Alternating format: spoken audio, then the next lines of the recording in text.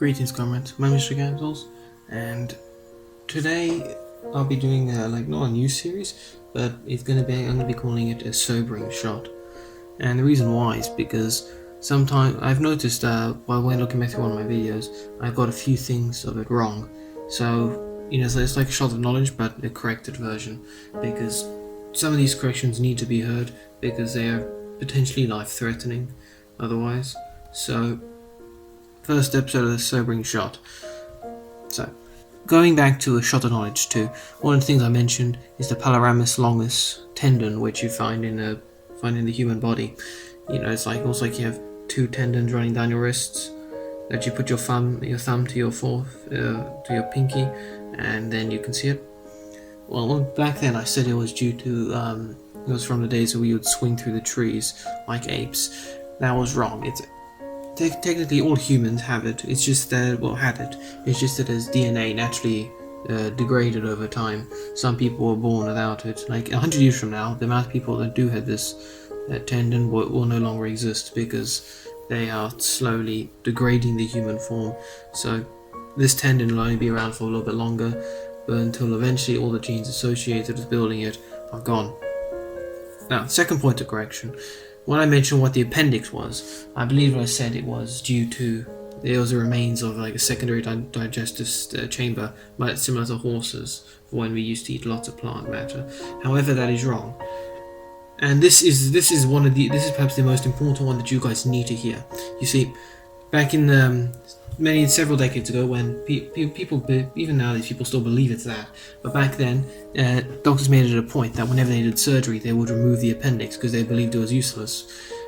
It ended up compromising people's immune systems, so usually with fatal results. And the reason why is because your appendix is a lot more than just sit there. Like I said, I believe this in the video. It basically helps store poisons and release them slowly into your body so that your body can fight it and defeat it. It does that also with pathogens, and it also acts as a home for good bacteria that live in your gut. For instance, when you have an infection and you need to have antibiotics, what some antibiotics and chemicals will do is that they'll kill all the bacteria in your gut. However, the appendix will be safe. All the bacteria living in the appendix will be safe, and it'll be like an ark for them. And then once the gut's clean, they'll go back in and basically recolonize your gut.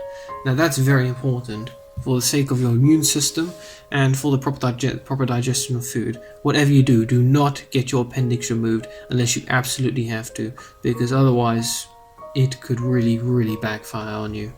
The third thing I need to correct is when I mentioned about the webbing between the fingers. Humans didn't go through that aquatic phase. I mean, yes, they may have gone. There may have been like tribes that went around the coasts of the world, but that doesn't have to do with them being aquatic at all.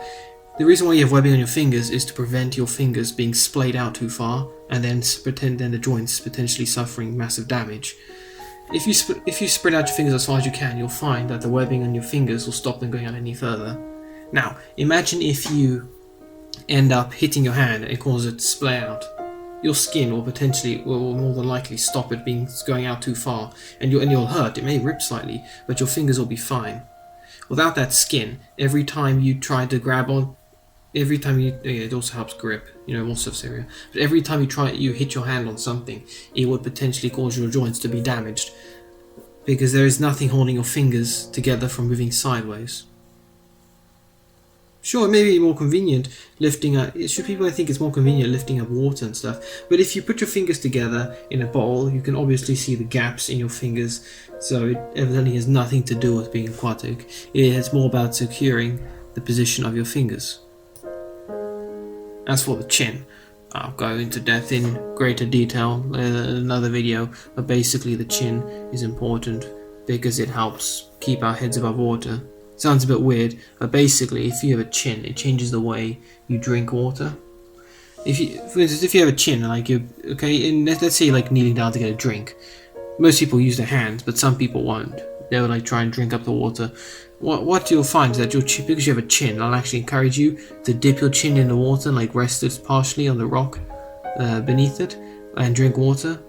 and this basically helps keep your eyes above the water level, so you can see for predators and stuff in the horizon.